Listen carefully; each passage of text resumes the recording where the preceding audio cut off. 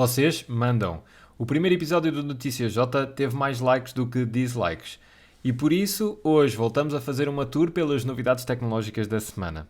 Bem-vindo ao episódio 2. Esta semana fez 3 anos de GDPR na Europa. Em maio de 2018 entraram em vigor as normas de GDPR, que muito resumidamente é um conjunto de normas em que as empresas estão obrigadas nas suas operações europeias que visam defender os consumidores e a privacidade dos seus dados. 3 anos passados, este é o top 5 de multas por incumprimento. A gigante Google detém o pódio dos castigos, com um pagamento de 50 milhões por não ter tornado acessíveis aos utilizadores a informação de como processa os seus dados. Em adição, foi também declarado culpado por um regulador francês de ter utilizado dados de clientes em campanhas promocionais sem o seu explícito consentimento. Em segundo lugar está a H&M, a conhecida marca de roupa. Na minha opinião, este é o mais freak do top 5, se não vê lá. A empresa foi condenada a pagar 32,3 milhões de euros por monitorizar secretamente os seus colaboradores. É verdade. Pelos vistos, ficou provado que sempre que um colaborador se ausentava por férias ou baixa médica, quando regressava tinha que participar numa reunião presencial com o team leader. Até aqui tudo bem. Acontece que estas reuniões eram gravadas sem o conhecimento dos colaboradores e depois eram partilhadas com os managers de forma a criar um perfil do colaborador que sustentasse a tomada de decisões dentro da empresa. Muito freak. O terceiro lugar pertence à TIM, a antiga Telecom Itália. Depois de o regulador receber inúmeras queixas de clientes que diziam estar a ser contactados para campanhas comerciais sem que o tivessem permitido, onde é que eu já vi isto? Estas queixas parecem ter ocorrido de forma recorrente entre 2017 e 2019. Um dos clientes chegou mesmo a reportar 115 chamadas num único mês. Para além da multa monetária, a empresa sofreu ainda 20 medidas adicionais corretivas. A British Airways está em quarto lugar, com um pagamento de 20 milhões de euros, depois de, em 2019, os seus clientes serem redirecionados para um site fraudulento. Neste esquema, a informação hackeada foi de 400 mil pessoas e incluía dados como nomes, moradas e cartões de crédito. O problema para a companhia foi que ficou provado que estes impactos só se verificaram por culpa de uma postura negligente no tratamento dos dados dos seus clientes.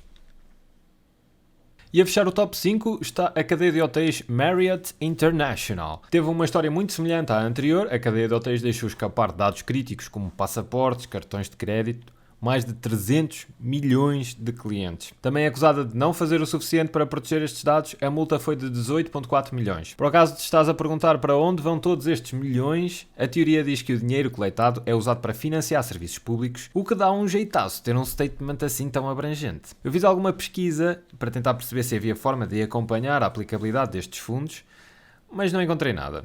É que no total foram mais de 660 multas que representam 292 milhões de euros. Em Portugal houve 4 multas, mas a CNPD, que é o regulador oficial, mantém em sigilo o nome das companhias. E estamos quase no dia do julgamento que opõe duas gigantes da tecnologia, Epic versus Apple. Fight!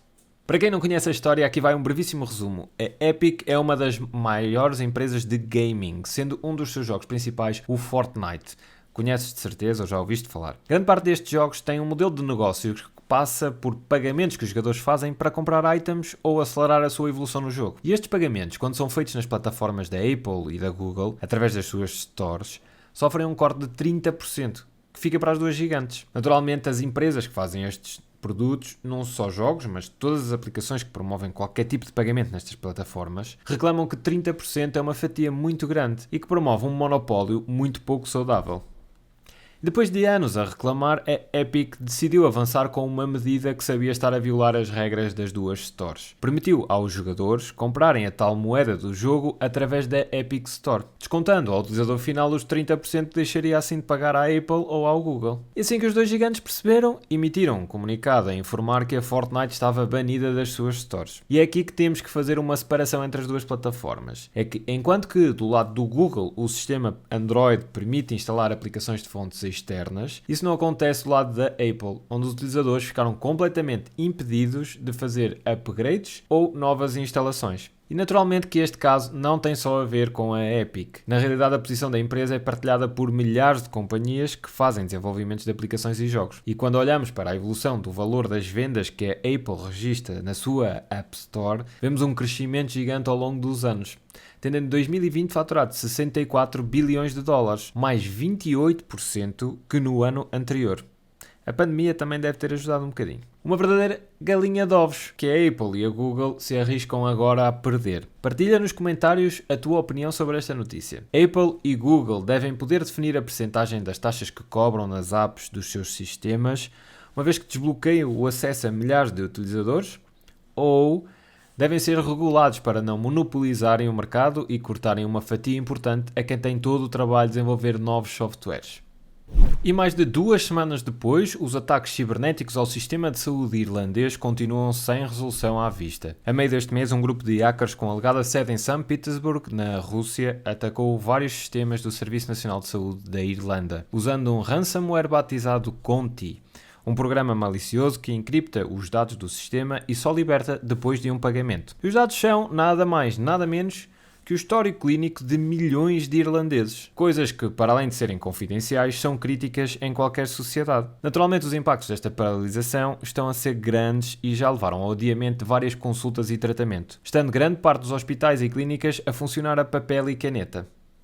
Estão também a influenciar a atual campanha de vacinação ao Covid. E depois das autoridades terem desligado grande parte dos sistemas para tentar preservar o que conseguiam, o grupo de hackers acabou por fornecer a chave de desencriptação dos dados de forma gratuita, mas continua a exigir um pagamento de 20 milhões de dólares em bitcoins para não tornar estes dados públicos. O governo irlandês já fez várias declarações a afirmar que não tenciona fazer nenhum pagamento a este grupo de...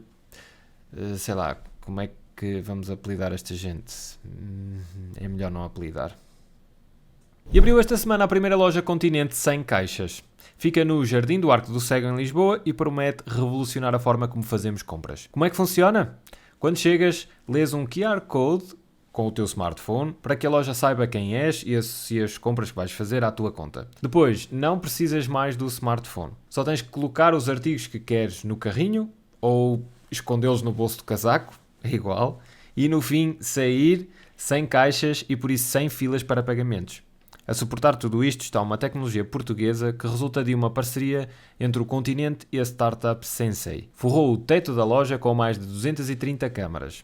Estas câmaras, em conjunto com os 400 sensores que estão espalhados pelas prateleiras, permitem acompanhar o cliente em todo o seu percurso pela loja e perceber que produtos está em cada momento a retirar ou a devolver às prateleiras. Com um investimento de mais de 1 milhão de euros num espaço de 150 metros quadrados, a loja tem mais de 2 km de cabos para ligar todo o parque de equipamentos. É por isso evidente que esta solução não é escalável.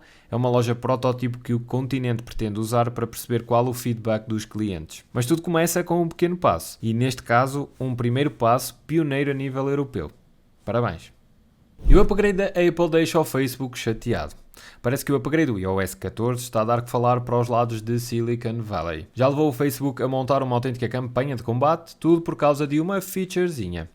Mas é uma feature que pode ameaçar 86 bilhões de dólares que o Facebook ganha por ano com publicidade. Deixa-me explicar-te. A Apple introduziu uma nova permissão para as aplicações poderem monitorizar o que os utilizadores fazem através de múltiplas apps ou sites. Chama-se Tracking. Esta permissão não é nova, mas estava até aqui incluída nas políticas de serviço das aplicações. Sejamos honestos, ninguém as lê. A partir da versão 14 do iOS, sempre que uma aplicação quiser este acesso, o utilizador vai ter um pop-up igual aos que surgem quando, por exemplo, tens que dar permissões para utilizar a tua câmara ou aceder à lista de contactos. E vai ainda permitir a possibilidade de facilmente removeres este acesso às aplicações que já o tinham. Na prática, removendo esta permissão, aplicações como o Facebook vão deixar de ter acesso ao que tu fazes em outros sites ou aplicações. Essa informação é core para as features de publicidade que sustentam o modelo de negócios do Facebook. Porque a grande característica que torna o Facebook atrativo para as marcas é conseguir direcionar a publicidade a produtos ou serviços a um público-alvo muito assertivo. Ou porque tu já pesquisaste sobre determinado produto, ou porque visitas frequentemente sites de um determinado segmento de mercado, ou mesmo por causa da tua localização. Não é por isso de estranhar que o Facebook esteja a espernear tanto contra este upgrade. Já chegou a publicar páginas inteiras nos jornais americanos mais conhecidos, argumentando que este upgrade vai ter impactos negativos em pequenas empresas e consumidores. Em pequenas empresas e consumidores. Eu acho incrível como os gigantes da tecnologia estão sempre tão preocupados com os consumidores, a ponto de virem publicamente defender que eles terem mais controle sobre os seus dados é prejudicial para os consumidores, claro.